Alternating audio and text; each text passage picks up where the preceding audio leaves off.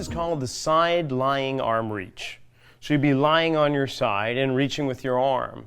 And the purpose of this is to try and encourage a bit better rotation through the middle of your back, not the lower back, because the low back, that lumbar vertebrae, you've got 5 of them, and each of the junctures in between each vertebrae, we call L1, L2, L3, and so on, they're only able to really rotate about a degree, maybe a little bit more than that. So when you add up all 5 vertebrae, we should only see about 5 degrees of rotation to the left and to the right from the low back. Meanwhile, it's the mid back that's going to receive the most benefit from achieving some rotation.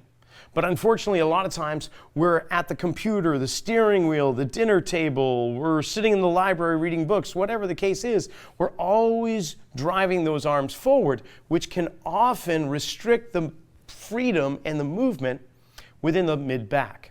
So, in order to achieve this movement, you might very well need a little bit of help in the form of a ball or a cushion. In this particular case, I'm using a little medicine ball. I'm going to be lying on my side, and taking my top leg, I'm just going to bring it forward and rest it upon that ball.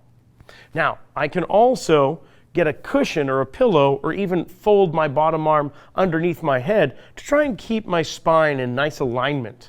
If I have myself like this and my head is lifted off the ground, well, there's a whole bunch of muscles that are trying to support the weight of my head right now, and they're not really allowing things to kind of relax and open up. So it's important to have something propped underneath you. Now, in this position, I'm going to take my top arm, I'm just going to reach forward, right in front of the chest, with the palm face down.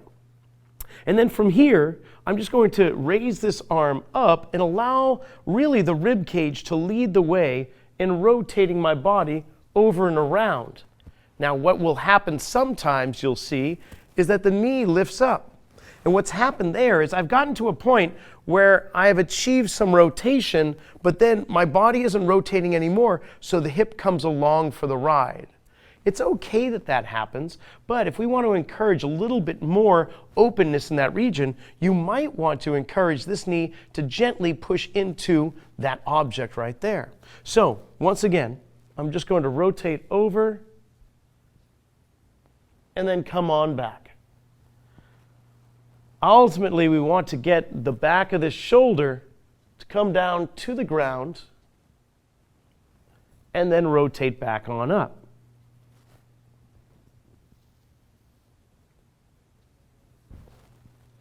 Do that for a few repetitions and see how that feels. You could try it on the other side.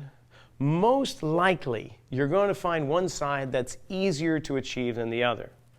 And that's most likely because you are already rotated in one direction. So, ever so subtly.